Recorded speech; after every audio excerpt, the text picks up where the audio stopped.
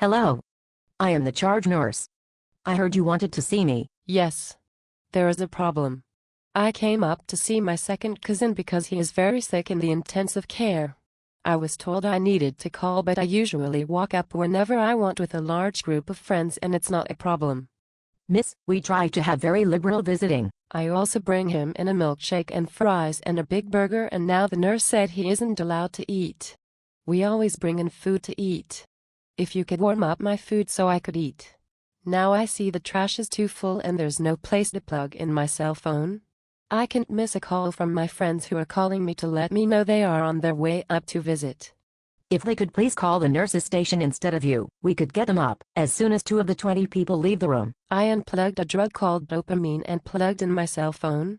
I have never heard of that drug and it didn't sound like a pain medication that I use, so I don't think he needs it. He needs another pillow and a can of Sierra Mist. Please, could I have a warm blanket? Miss, he has a fever and he cannot drink.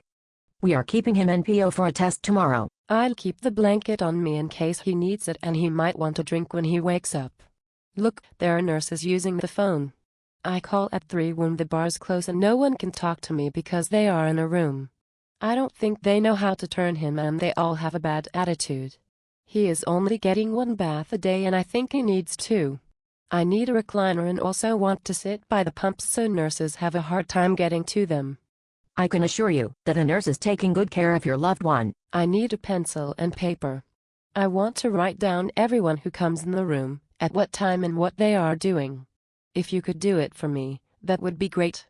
I don't like to write and my hand is unsteady because I am overdue for my methadone. It is the nurse's priority to take care of your loved one.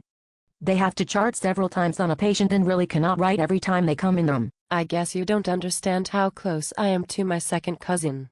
I will make all the decisions for him because we are so close. If something happens to him, I want to give consent for a ventilator, a rec and a PEG tube.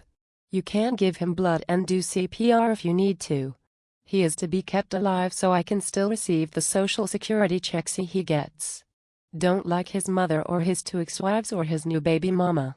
The nurse said she had to time him up because he is very confused and trying to get out of bed. I am sure she did this so she could go to lunch.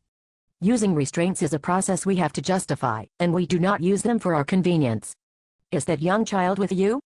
He needs to stay out of other patients' rooms, because they are very sick too. So is my second cousin, and you don't seem to care if there's a young child in his room.